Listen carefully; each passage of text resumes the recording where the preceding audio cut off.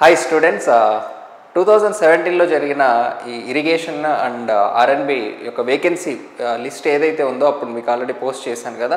So దాన్ని category wise వాళ్ళు ఏదైతే కేటగిరీస్ మెన్షన్ చేశారో దాని వైడ్ డివైడ్ చేసి ఒక వీడియో చేస్తానని మీకు ఆల్రెడీ చెప్పాను. సో ప్రస్తుతానికి ఓన్లీ 2017 మాత్రమే కంప్లీట్ అయింది. సో హెచ్ఎండబ్ల్యూఎస్ ఇంకా డేటా కలెక్ట్ చేస్తున్నాను, కేటగిరీ వైజ్ పీడిఎఫ్ ఏమన్నా తీసుకురావడానికి సాధ్యం అవుతుందేమో అని. ప్రస్తుతానికి ఇది రెడీ అయిపోయింది. సో చాలా టైం పట్టింది, ఎందుకంటే ఈ పర్టికులర్ 2017 దాంట్లో 36 రకాల కట్ ఆఫ్స్ ఉన్నాయి, 36 టైప్స్ ఆఫ్ కట్ ఆఫ్స్. ఎందుకంటే మీ అందరికీ తెలిసిందే, ఇప్పుడు ఓసీలో మళ్ళీ జనరల్ కేటగిరీ, ఉమెన్ కేటగిరీ, మళ్ళీ బీసీలో బీసీ ఏబిసిడి, మళ్ళీ అందులో కూడా మళ్ళీ జనరల్ కేటగిరీ, ఉమెన్ కేటగిరీ, మళ్ళీ SC category, ST category, pH category, అందులో కూడా మళ్ళీ ఆర్థో హ్యాండిక్యాప్డా, విజువల్లీ హ్యాండిక్యాప్డా, హెచ్హెచ్ఆ, ఇట్లా ఇవి మీ అందరికీ తెలిసినవే. ఇవి కాకుండా ఇంకా వేరే రకాలు ఎట్లా వస్తున్నాయంటే, అప్పుడు ఉన్న లోకల్ రిజర్వేషన్ డెఫినేషన్ ప్రకారం ఏంటంటే, ఈ బీసీ పోస్టులు ఏవైతే ఉంటాయో వీటిల్లో కూడా కొన్ని ఓపెన్లో ఉండేవి. ఎవరికి? పక్క జోన్ వాళ్ళకి, పక్క స్టేట్ వాళ్ళకి కాదు, పక్క జోన్ వాళ్ళకి. పక్క స్టేట్ వాళ్ళని అదర్ కేటగిరీ అని ఒక కేటగిరీ పెట్టారు దీంట్లో.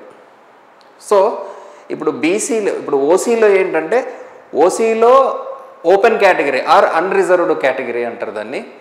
ఓసీలో అన్రిజర్వ్డ్ కేటగిరీ ఉంటుంది, మళ్ళీ లోకల్ కేటగిరీ ఉంటుంది. బీసీలో కూడా ఇప్పుడు బీసీఏలో జనరల్లో అన్రిజర్వ్డ్, బీసీఏలో జనరల్లో లోకల్, మళ్ళీ బీసీఏలో ఉమెన్లో అన్రిజర్వ్డ్, బీసీఏ ఉమెన్లో లోకల్. సో ఇట్లా రకరకాల కట్ ఆఫ్స్ ఉన్నాయన్నమాట. వీటన్నింటినీ విడగొట్టి పీడిఎఫ్ చేస్తే 28 పేజెస్ పీడిఎఫ్ అయింది మొత్తం అనాలిసిస్. సో ఈ పీడిఎఫ్ ఇచ్చేస్తాను మీకు, టెలిగ్రామ్ గ్రూప్లో పెట్టేస్తాను, తీసుకోండి. సో ఓవరాల్ అంటే మీకు ఒకటి ఇందులో హైయెస్ట్ మార్క్స్ ఎంత ఉన్నాయి, లీస్ట్ మార్క్స్ ఎంత ఉన్నాయి అనేది కూడా ఒకటి తెలుసు. సో ఫస్ట్ ఇక్కడ ఓసీజీయూఆర్ అని ఉంది కదా, ఓసీ జనరల్ కేటగిరీ, జనరల్ అంటే it can be men or women, UR అంటే అన్రిజర్వ్డ్, రైట్. ఇక్కడ జెండర్లో మళ్ళీ మేల్ అని మెన్షన్ చేశారు, రైట్. సో అంటే జీ అన్నంత మాత్రాన అది మెన్ అయి ఉండాల్సిన అవసరం లేదు, ఉమెన్ కూడా అయి ఉండొచ్చు, రైట్.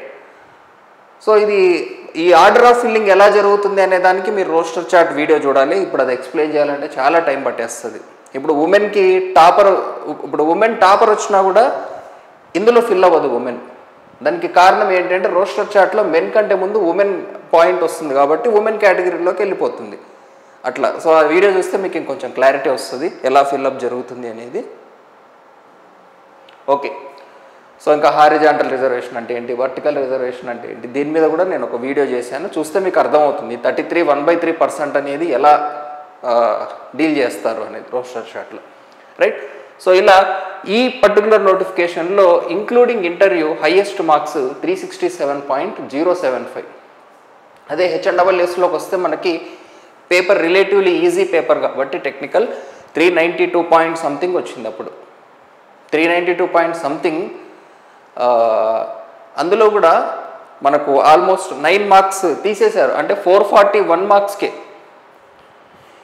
ఈవెన్ అందరు స్టూడెంట్స్కి టెక్నికల్లో ఎంత వచ్చాయి, జనరల్లో ఎంత వచ్చాయి అనే డేటా కూడా నేను తీసుకోవడానికి ట్రై చేస్తున్నాను హెచ్ఎండబ్ల్యూఎస్. ఒకవేళ వస్తే మాత్రం హెచ్ఎండబ్ల్యూఎస్ రిలేటెడ్ సపరేట్ వీడియో చేస్తాను. సో వాళ్ళకు 441 మార్క్స్కి అప్పుడు వాళ్ళకి ఇచ్చిన స్కోర్. ఇప్పుడు గేట్లో అనుకోండి మార్క్స్ టు ఆల్ ఇస్తారు. అదే టీఎస్పిఎస్సిలో అయితే ఆ మార్క్ అందరికీ సింపుల్గా తీసేయరు, ఎంతైతే మార్క్ ఉందో దీని నుంచి ఒక స్కేలింగ్ ఫ్యాక్టర్ అనేది క్యాలిక్యులేట్ చేసి ఆ ఫ్యాక్టర్ అందరికీ అప్లై చేస్తారు అనమాట. అది బేసిక్గా టీఎస్పిఎస్సిలో జరిగేది. సరే, సో ఇందులో మళ్ళీ సో టోటల్ కేటగిరీస్ అయితే మీకు అర్థమయ్యాయి కదా. రకరకాల అంటే ఓసీ కానీ బీసీఏ కానీ ఇవన్నీ రకరకాల కేటగిరీలు. ఇందులో మళ్ళీ అన్రిజర్వ్డ్ కేటగిరీ ఉంది. అన్రిజర్వ్డ్ అంటే మళ్ళీ పక్క స్టేట్లో బీసీ వాళ్ళు ఇక్కడికి వస్తారు అనుకుంటారేమో, అట్లా ఉండదు. పక్క స్టేట్ బీసీ వాళ్లకు ఇక్కడ బీసీ రిజర్వేషన్ లేదు అప్పుడు కూడా, బట్ పక్క జోన్ వాళ్ళకు ఉండేది అనమాట. సో అదర్స్ అని మెన్షన్ చేస్తే వాళ్ళు completely they don't belong to zone 5 or they don't belong to zone 6 or city cadre, ఏది లేని వాళ్ళు అన్నట్టు అర్థం అనమాట. ఓకేనా? తర్వాత జోన్స్, సో జోన్స్ ఉన్నాయి, zone 5, zone 6, city cadre, others, completely others. Okay, so ఇప్పుడు నేను చెప్పిన దాన్ని బట్టి మీరు ఓవరాల్గా ఈ చార్ట్ మీరు అర్థం చేసుకోవచ్చు. అంటే మీ పర్టికులర్ కేటగిరీలో హైయెస్ట్ మార్క్ ఎంత ఉంది, లీస్ట్ మార్క్ ఎంత ఉంది అనేది మీరు చూసుకోవచ్చు. ఇప్పుడు ఇక్కడ ఏవైతే మార్క్స్ ఉన్నాయో వీళ్ళు ఖచ్చితంగా ఓసీ అయి ఉండాలని రూల్ ఏం లేదు.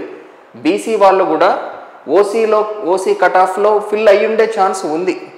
బట్ వాళ్ళు ఫిల్ అయిన కేటగిరీ మాత్రం OCGUR అట్లా. ఓకే, సో లాస్ట్లో మీకు ఆ కౌంట్ కూడా చూపిస్తాను. సో ఈ PDF ఇస్తాను మీ పర్టికులర్ కేటగిరీ. ఇప్పుడు ఇది ఓసీ ఉమెన్ లోకల్ కేటగిరీ. ఇప్పుడు మీకు ఈ ప్రాబ్లం లేదు, ఎందుకంటే అప్పట్లో అవుట్ సైడ్కి పర్సంటేజ్ ఎక్కువ ఉండేది. ఇప్పుడు ఓన్లీ 5% కాబట్టి ఈ అన్రిజర్వ్డ్ కేటగిరీలో పెద్ద నెంబర్ ఏం కనిపించదు మీకు. బట్ అప్పుడున్న వాల్యూ ప్రకారం ఏదైతే ఉందో నేను అది పెట్టాను అంతే. బట్ ఎనీవే మనకు కావాల్సింది లీస్ట్ మార్క్, కట్ ఆఫ్ మార్కే మనకి ఇంపార్టెంట్, టాపర్ మార్క్ కాదు, cut off mark. So topper మార్క్కి కట్ ఆఫ్ మార్క్కి డిఫరెన్స్ ఎంత ఉంది చూడండి, 10 మార్కుల పైనే ఉంది. ఇక్కడ కూడా ఇక్కడ చూడండి ఎంత ఉందో.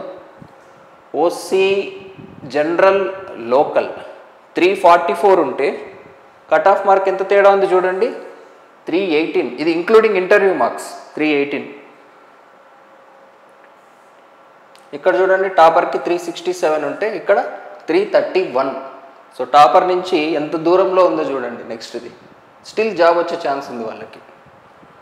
ఇలా టోటల్ అన్ని కేటగిరీలు క్యాల్కులేట్ చేసేసి వాటి నుంచి ఉన్న లీస్ట్ మార్క్స్ నేను తీసుకున్నాను ఆల్రెడీ, అవి కూడా చూపించేస్తాను మీకు. మీకు యాక్చువల్గా కావాల్సింది ఇది, మీకు అన్నిటికంటే ఇంపార్టెంట్.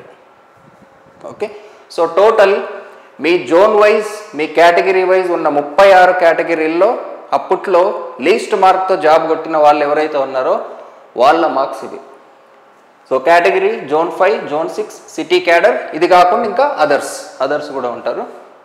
అదర్స్ అంటే completely outsiders. Okay, so OCGUR, OCGL అంటే అదర్స్ అంటే OCGURలోనే ఉంటారు వాళ్ళు. అదర్స్ అనే వాళ్ళు ఎక్కడ ఫిల్ అవుతారు, ఓసీ జనరల్ కేటగిరీ అన్రిజర్వ్డ్లోనే ఉంటారు. వేరే దేంట్లో అదర్స్ ఉండే ఛాన్స్ లేదు, ఉంటే దీంట్లోనే ఉంటారు. అంటే ఇక్కడ 36 మంది ఉంటారు కదా, ఇందులో అదర్స్ ఎంతమంది వచ్చారంటే 11 మంది వచ్చారు. అంటే టోటల్ ఫిల్ అయిన 293లో అదర్ స్టేట్ వాళ్ళు 11 మంది ఉన్నారు. ఎస్, ప్రతి రిక్రూట్మెంట్లో జరిగేదే.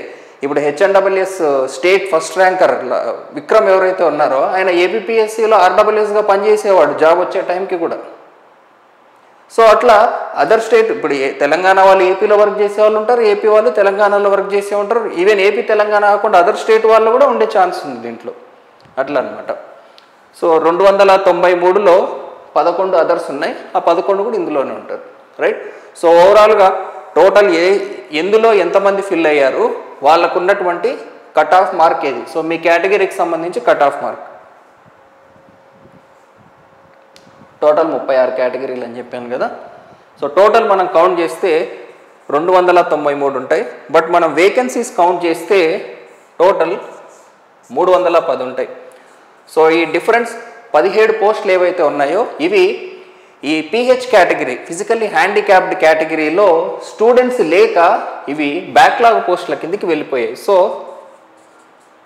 ఇవి మళ్ళీ ఫిల్ అయితే ఇవి ఓసీకి ఇవ్వరు, మళ్ళీ PH కేటగిరీకే ఇస్తారు. సో ఇవి మళ్ళీ ఫిల్ చేస్తే మాత్రం చాలా అడ్వాంటేజెస్. స్టూడెంట్స్ లేక చాలా తక్కువ ఫిల్ అయింది, చాలా తక్కువ.